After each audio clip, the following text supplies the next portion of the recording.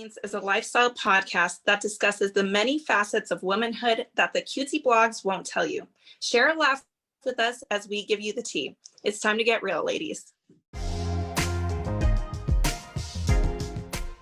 So hi, everyone. My name is Emily Luna. I'm today's host of our very first episode for Queens Being Queens podcast. I just wanted to first start off by saying that I'm very happy to be here. We have a lot of lovely ladies joining in today, so a lot of great perspective, and we're going to have some great discussions today. So first, we're going to start off with the question of the day before we get introduced to everyone. Do you buy lingerie for yourself to feel sexy, or do you do it for your partner? And I think, Tejal, I'm going to start you off because I know you do a lot of sexy stuff over there. Thank you so much, Emily.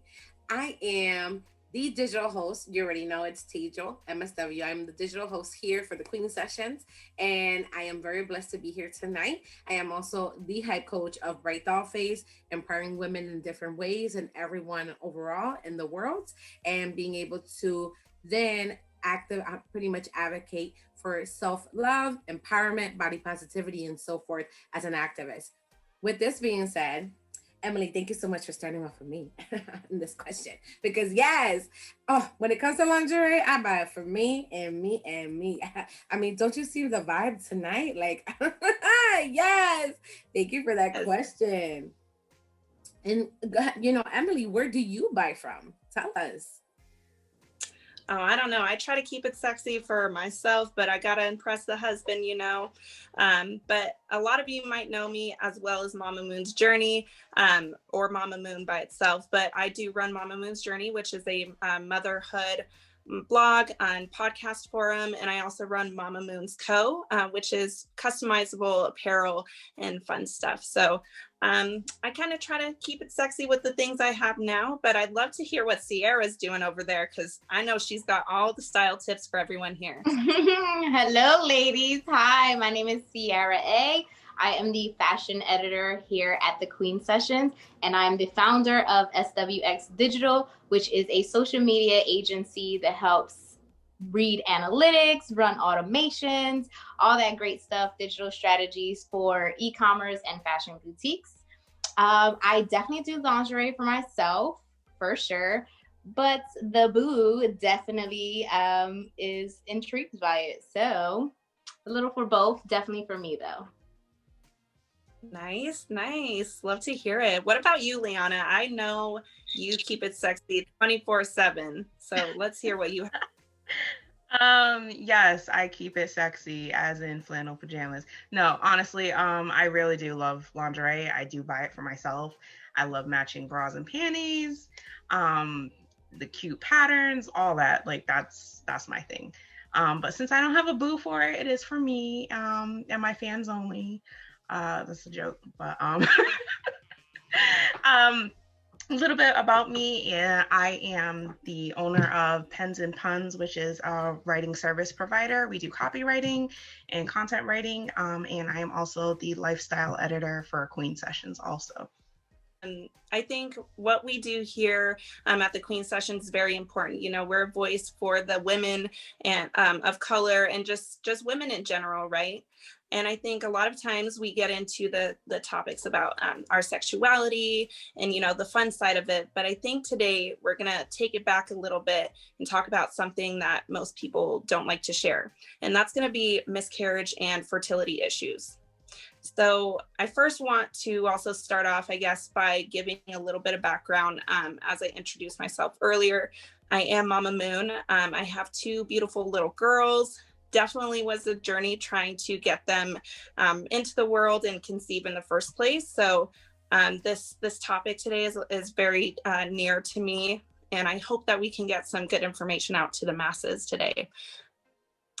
So let's talk about what most people, I think it's almost a taboo in our culture right now, is that when you're young, it's super easy to get pregnant.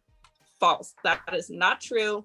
There's no particular facts relating to your age and your ability to get pregnant. There's not something that's set in stone. Everyone's different. So I'd like to talk about how we misconceive the fact that young women aren't always the ones that get pregnant first. Okay. So I know when I first had my daughter, my first daughter, I was 21. But I had been trying for 2 years. I got married when I was 18.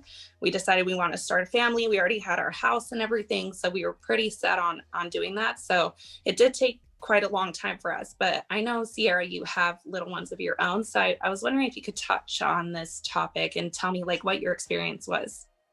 I was actually reading some experiences by other women, Gabrielle Union, Michelle Obama actually as well. And so it's inspiring to see so many other women opening up about their experience with it, regardless of age. Because, for instance, Michelle Obama, in whether an interview on NPR or the interview is on NPR.org, she actually discusses how lonely, painful, and demoralizing it is. And I believe that she discussed it in her book, Becoming Michelle Obama, and she discusses that. And also they provided a statistic of 1 in 5 pregnancies before their 20-week mark is when miscarriages happen. So they happen early on within the process, the 9-month process. So it's definitely something that, you know, it's tough to go through, but not everyone, you know, everyone is different from each other. And I'm not a scientist, I'm not a doctor. I can't really like speak to everyone's experience or anything like that, but it's definitely tough. Thankfully for my pregnancies that were full term, I didn't experience anything trying or difficult. I think that both of them were smooth for the most part. My daughter's pregnancy was a lot tougher on my physical body. But as far as fertility, they both were, you know, we didn't struggle to conceive. Absolutely.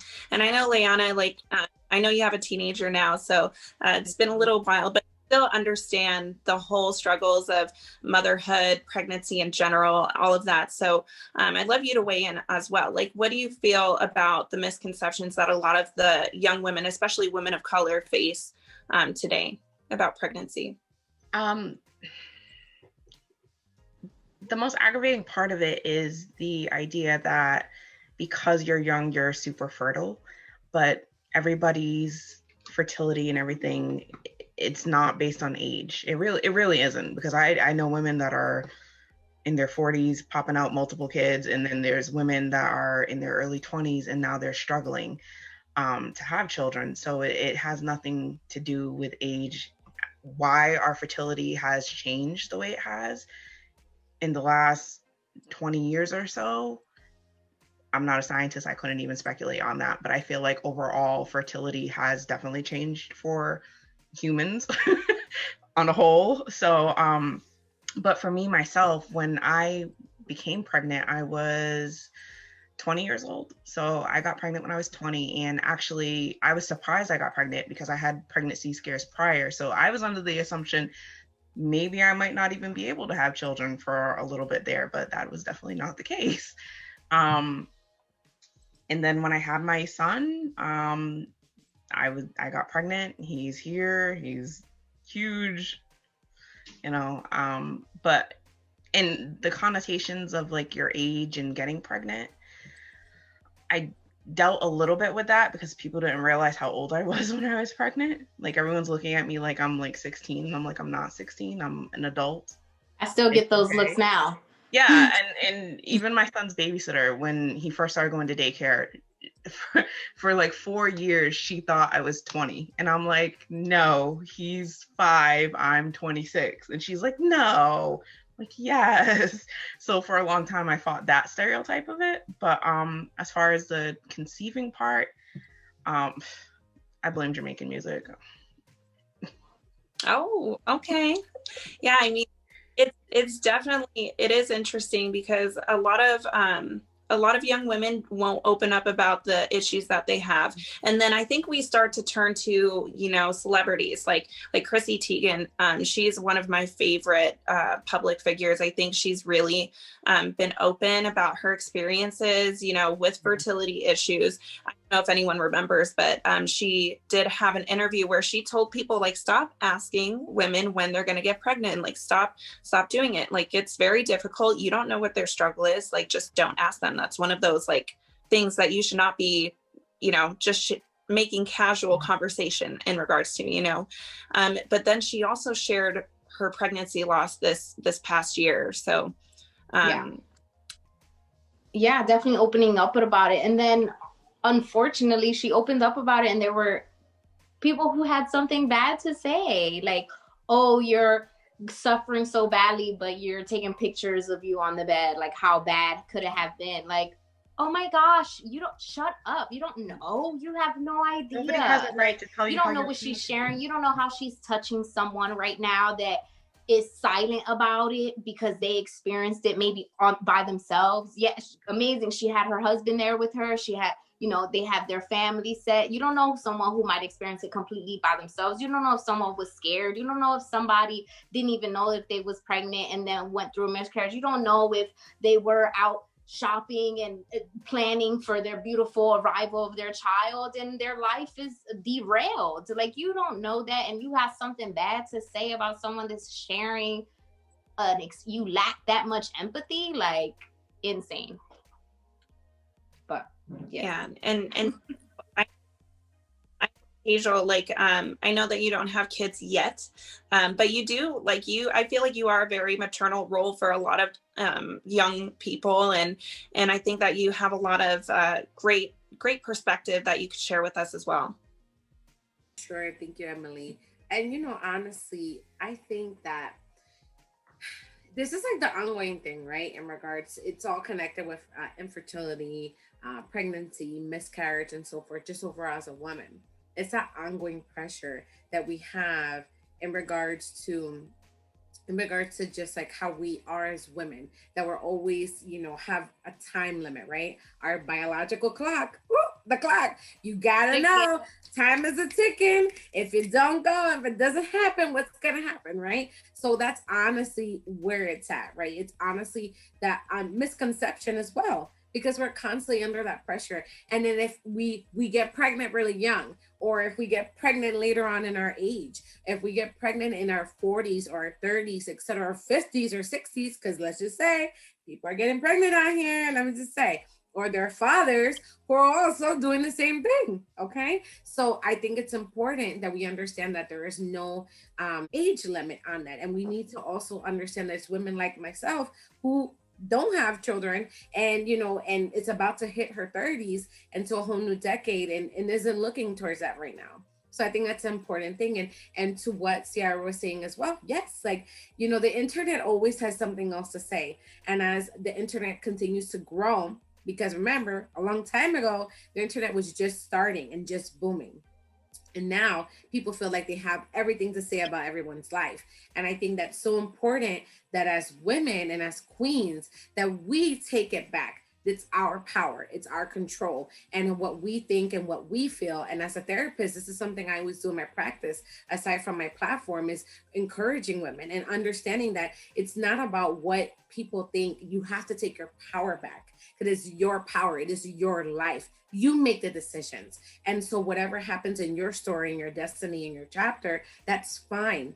But understand to accept it, love it, honor it, and that's it, so this is something so important.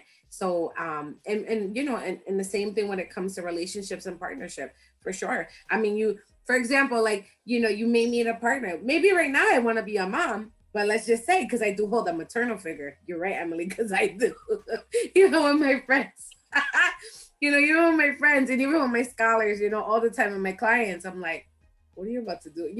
But at the same time, maybe along the line, I decide not to have children. I just decide to be the Auntie Tejal, So who knows, right? But it definitely all comes down to that in regards to relationships and partnerships and so forth. But yes, Emily, thank you. Yeah, absolutely. And I think the biggest problem that I faced when I was trying to get pregnant was how I was starting to make it feel like a job. Because I was like, there must be something wrong with me.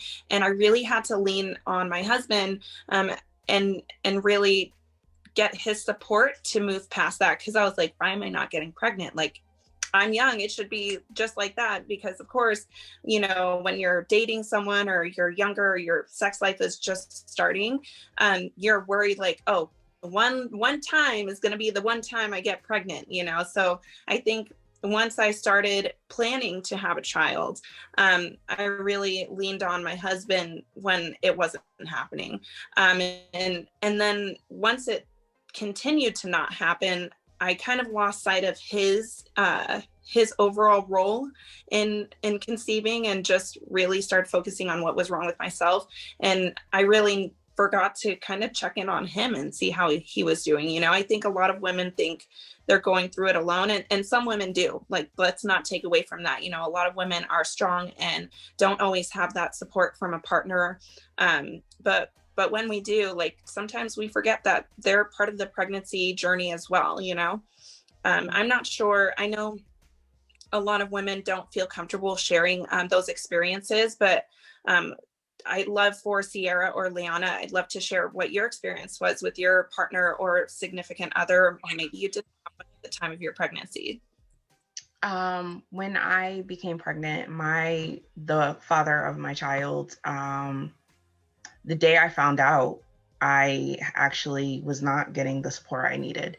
I didn't get the support I needed the entire pregnancy. So I was one of those women who, literally the minute this test said pregnant, I was like, I'm a single mother. Like, I just knew that I was not going to have the support. He wasn't going to be there. He wasn't going to be through anything that happened. It was all on me, which is unfortunate, but that's the cards I was dealt. Because I haven't had that kind of partner support, I can't even like begin to understand how that would even work, honestly. But I do have friends that have gone through miscarriage and, you know, infant loss, and they had their partners there. And I was able, as an outsider, to see the support that they provided, and, you know, every appointment, and making sure she's eating, and making sure, you know, the house is clean, and taking care of her emotionally and physically, and being there. And shout out to, I don't even know if I can say his name, but shout out to my homie, Massachusetts. If he sees this, he will know it's him, but he is amazing.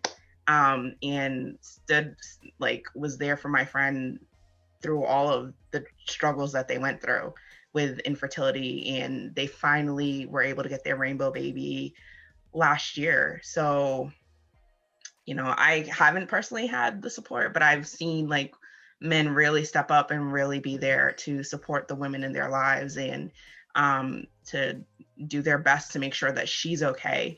And I know after the fact, because we do this sometimes, she made sure he was okay. Because as the woman, you're carrying the baby, going through all the feelings and the emotions, you know, it is, as you mentioned, very easy to forget that he's going through it with you, because he's not physically going through it. So it's the same, but it's different, if that makes sense. Yeah, absolutely. I think there was a point in my pregnancy with my second daughter that I actually, like, we had a few scares with this last pregnancy. My first pregnancy was super easy. Like Xiara said, I think your first pregnancy was easy too, or easier. But I was like, okay, like, I'm good, everything's good. And then with my second pregnancy, I had all the symptoms. And then I started to experience like spotting and bleeding. And that made me worry, because I was like, what if I'm not going to be able to carry this pregnancy to full term? You know, like, I think, yeah, we always think like, oh, pregnancy is so easy. No, like, there's no guarantee that you will carry full term. You know, of course, that's what we hope for. But there's no, you know, stamp of approval like, yep, you're going to be fine. You really have to wait until you actually give birth. And then once you give birth, that's a whole nother set of worries. But Xiara, what your experience been as far as your relationship with your partner, or maybe just your relationship in general with the people that are supporting you when with your pregnancy, and now after your children were born? Yeah, for sure. Right before I answer, Or I'll say that, yeah, I have support for sure. But before I answer, I just wanted to backtrack a little bit on what a rainbow baby is for anyone that is watching that may not know. And then also maybe give a full term, what that kind of means. Yeah. Because for everyone watching, whether a mother or not, or if they're planning to, we're using some vocab that maybe not everyone knows about. So if Lyana, if you want to kind of touch on what a rainbow baby is, and then maybe we can mention full term and what is considered full term or not, or what the risks are if you don't do full term. Yeah, a rainbow baby is a baby that is born after miscarriage, stillborn, or even infant death. Because SIDS, or any reason a baby, Sudden infant. You get the point. Any reason a child could unfortunately pass away. So a rainbow baby is basically the rainbow after a very dark time. So that's where the term comes from, which I think is a great name for it. Full-term baby is usually a baby born, I believe it's anywhere between, I want to say 36 to 40 weeks. It might even be a little bit after 36, but anyway, between 36 and 46 weeks. Yeah, you're that in sounds the right. Like zone 36, for 37. a full-term baby. Yeah. Full term, 40 weeks. Because for those that, even though you're pregnant 9 months, you're technically pregnant 10 months. It's a full 40 weeks. So it's technically, once you hit, it's the full 9 months hitting the 10-month. Yeah, that's you hit 9, then you're birthing. Yeah. So just wanted, but yeah, for me and my kids, I have like the greatest support. With my son, I didn't have my partner there, but I did have a great support system. And I was in Las Vegas with my father. So my father took a lot of the responsibilities of what a male figure would entail. And then with my daughter, it was like back and forth where like I kind of had the support from my partner, but I really didn't. So it was like a back and forth of like consistent, like kind of support. It was like halfway support, like wanted to support because of what the situation was, you want to be a good person, but the in the reality of it, or in the actuality of it, it wasn't the support that I necessarily needed or was useful for me. Like I think that what support is might be different for everyone. Whereas, someone support wise means I need someone here to tie my shoe when I can barely roll out of the bed. Support might be words of affirmation. You're doing a great job. You're going to do great during birth. Some people need support, maybe financially or with things in the house, preparing the home, things like that. So with her, I get the support. My family, I think that I have a great support system, my girlfriends. So I don't think I'm lacking support in that. So I think if anything, it's made my relationship with the people around me stronger. And relationship with myself, it has made it stronger. As far as like entering a different step in my womanhood. Womanhood for me has always been very like, not a sensitive topic, but my topic, and it belongs to me, and I feel like very protective over it. So becoming a mother strengthened my own relationship with myself. I think that we kind of all go through identity crisis when we become mothers, trying to figure out, who am I as a mom? Am I still that old person that I was?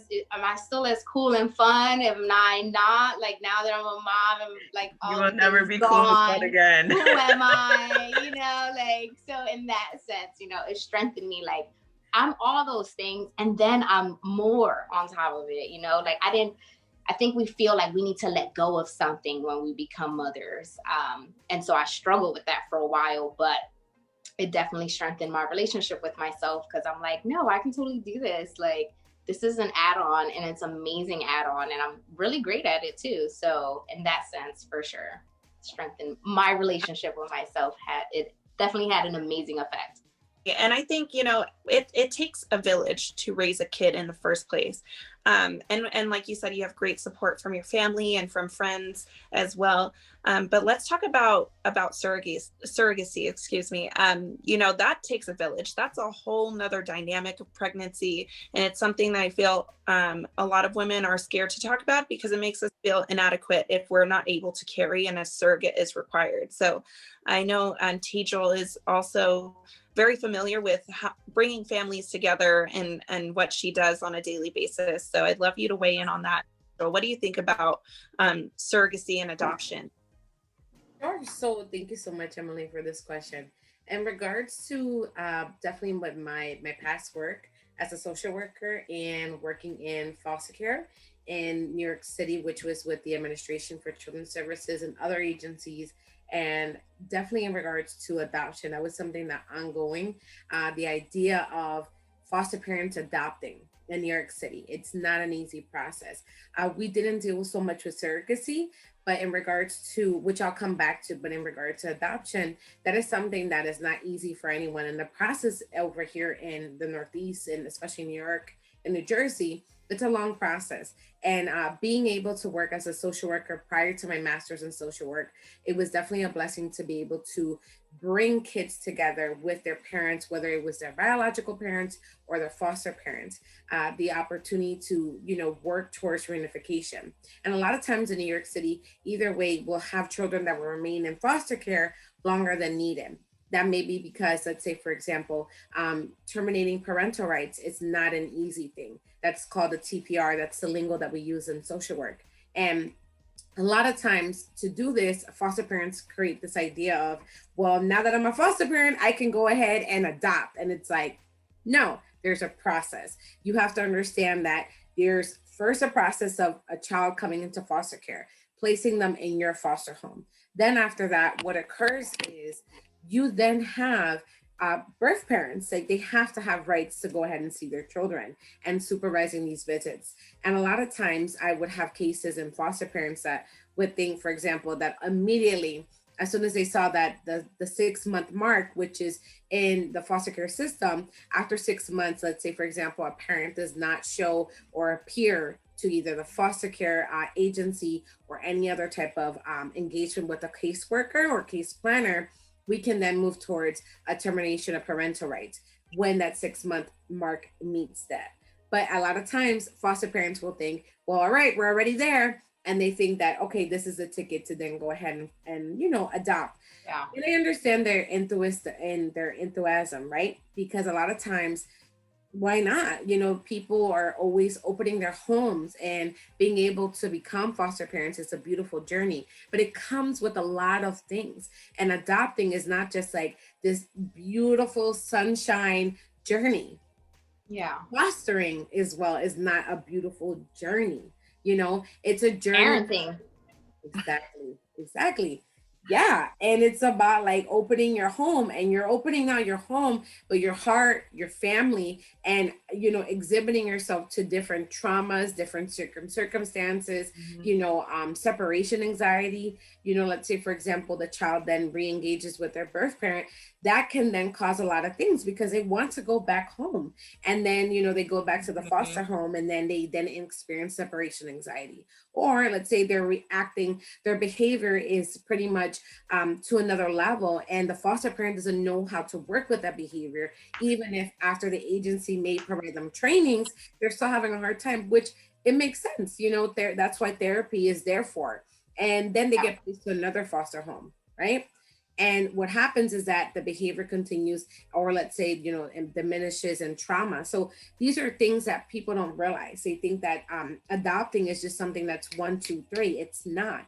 And being in that field, even with working with unaccompanied minors, working with immigration, and working with children that were crossing the border, you know, with the Office of Refugees and Resettlement in Harlem, prior to becoming a clinician, I was a home finder there as well, and opening foster homes, and the idea of, oh, well, can we adopt this child? No, these children are here now to be able to reunify with their parents here in the United States, or their family members, and from their Mhm. countries of origins. And so that's the thing that we would see all the time, is that, these foster parents either wanted to, keep them and foster them, and it doesn't work like that. It's a short-term foster care program, moving the kids so they can then be reunified with their parents throughout the United States. So that was something that I was definitely promoting and working in. And, again, adoption is not something that's easy at all. And definitely, like, the story, and it's important, like, where when parents, foster parents, eventually tell these children, like, let's say if they're really small, the conversation of, like, I am your foster parent, but I am your parent too. But keep in mind, you did have biological parents, and honoring that. I think that's important, is always honoring that as well. And in regards to surrogacy, well, we have Gabrielle Union, I believe Kim Kardashian even, well, as well, but different, artists, in Latino America, or here in the United States and throughout the world, that you see constantly of, people who go ahead and go the route of surrogacy because of different reasons, whether health, because of their bodies, etc. So it all depends. And that's something that's definitely an option. We didn't have that a long time ago. I think our systems of science and so forth has definitely developed to something else. So that's for sure. And I guess I wonder here, because I have two kids, and I have also talked about potentially adopting, and surrogacy has also come up too, because I have some friends and family members that maybe were not able to conceive. Mhm. My unfortunately has not considered like adoption option, or fertility treatments, and she's definitely at a different place in her life right now that that's not being considered. But I had to ask myself, like, would I ever be able to offer surrogacy as an option to support her, or would I ever need that in the future for myself? So I would love to hear from you ladies, like, would you be able to consider surrogacy or adoption if you were not able to get pregnant, and maybe you wanted to have another child, or have a child of your own? Yes. Um, Actually, ironically enough, I thought of being a surrogate for my sister. She actually had to get a hysterectomy really, really young, um, because of health reasons. And because of that, I told her. Now, mind you, my sister does not want to be a mother. She's never wanted to be a mother. So it's not something that was something she even thought about.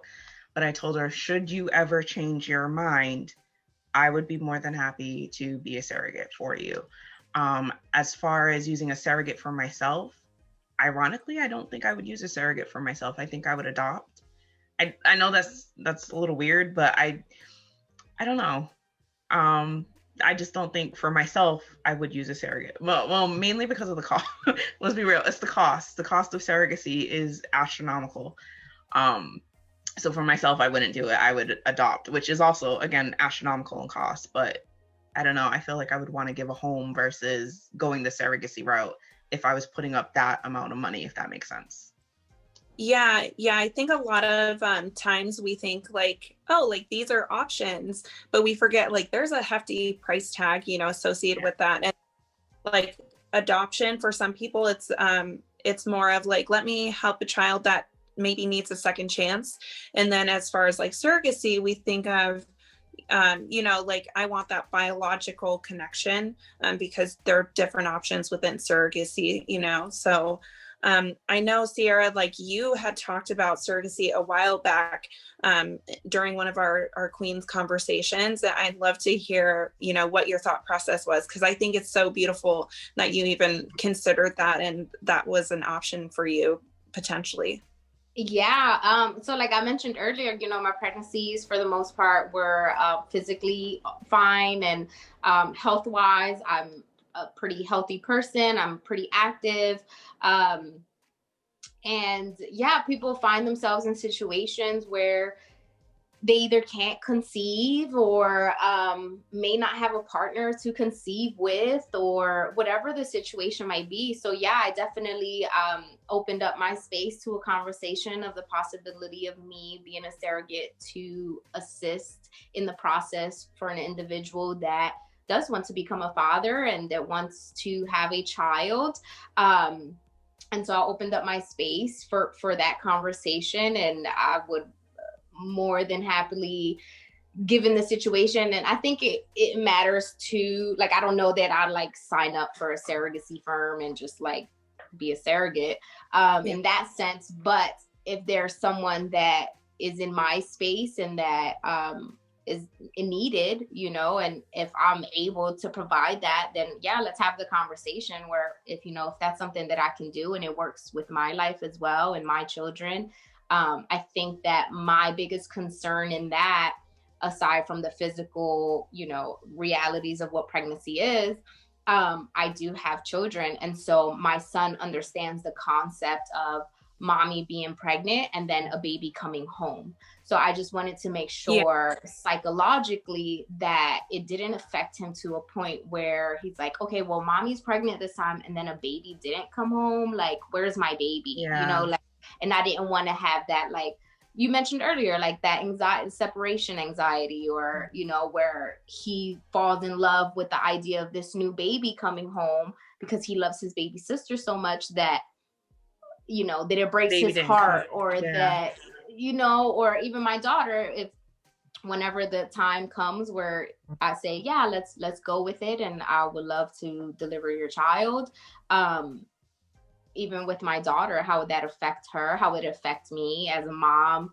I couldn't imagine birthing my children and then not bringing them home. Like, I would imagine that I was, even though DNA wise, science wise, is not my baby in any sense, it's still something to think about, like I would imagine I will still be attached to the experience of it in some way. So I just wanted to make sure that I would, be okay with the process of it all. Yeah, absolutely. And I think, all of this conversation does go back to like physical, emotional, and mental state are very important when we're talking about fertility, when we're talking about pregnancy, when we're talking about miscarriage. A lot of women are going through the emotions and the physical, I don't want to say trauma, but it can be a traumatic experience to go through loss. It can be traumatic to go through difficult pregnancy or have fertility issues. So it's just really important that we give, real raw experiences. So I really do appreciate all of you ladies weighing in and sharing your thoughts on that, because I know it's not easy.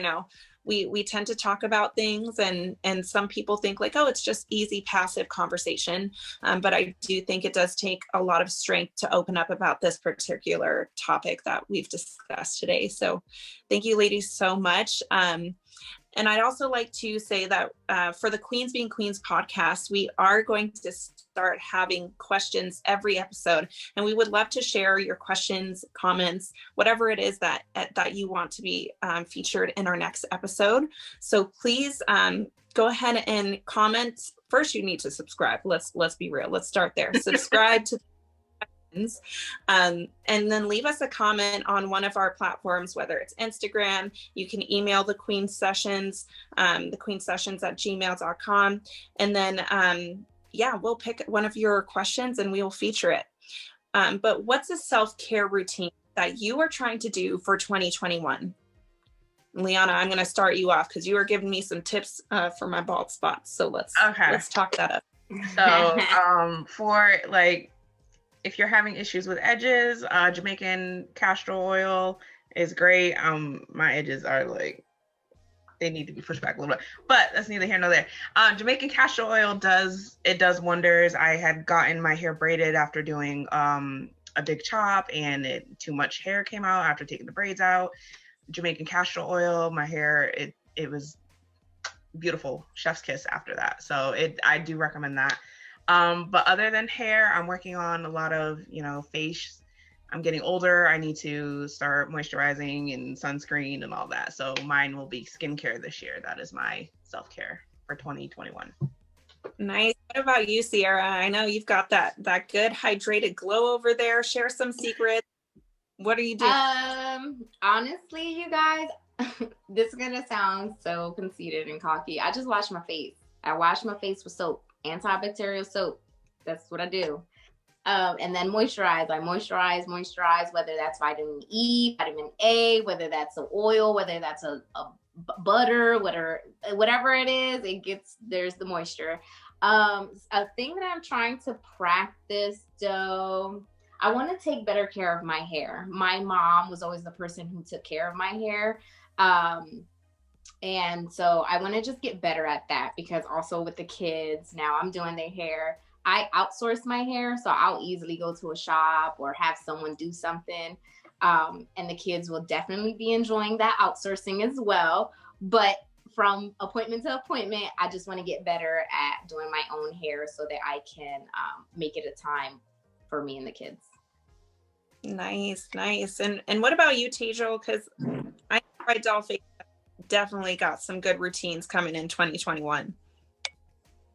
Period. Thank you so much, Emily. Yes, for sure.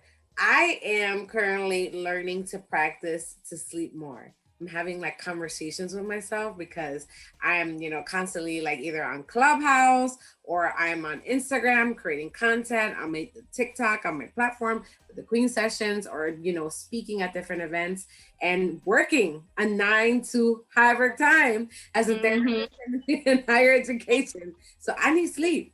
So I'm learning to be honest with myself. And that is my self-care this year, is being honest with myself. Like Tejal, like what can you take? What do you want to do? What is priority and what is not? What can you say no to and what can you say no to? Because it's important. Exactly. Have more sleep, because I need to sleep. I love it. Yes, thank you. Because if for this hype coach to keep hype, I'm realizing I need more sleep. So that's for sure. And, journaling, using meditation, definitely writing, writing to myself, honoring decisions that I would like to choose and not pleasing people. I think that's very important that we all practice as well as self-care, because sometimes we're always working our platforms and we're like, oh, well, what is this person going to think? And I think, like me as a person who lives unapologetically herself, I encourage everyone to do the same, just remaining confident in that and taking back your power. Yes. Wonderful. This was a great first episode, and we want you to join more. So I'll kick it over to Tejal so you can close it out today. Well, thank you so much, Emily. And thank you to all of our beautiful Queen team.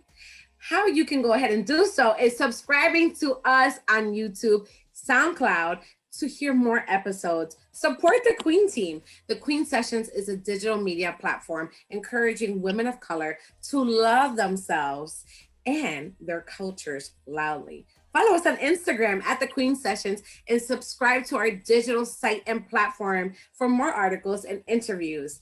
TheQueenSessions.com. Keep your crown high, queens. Bye.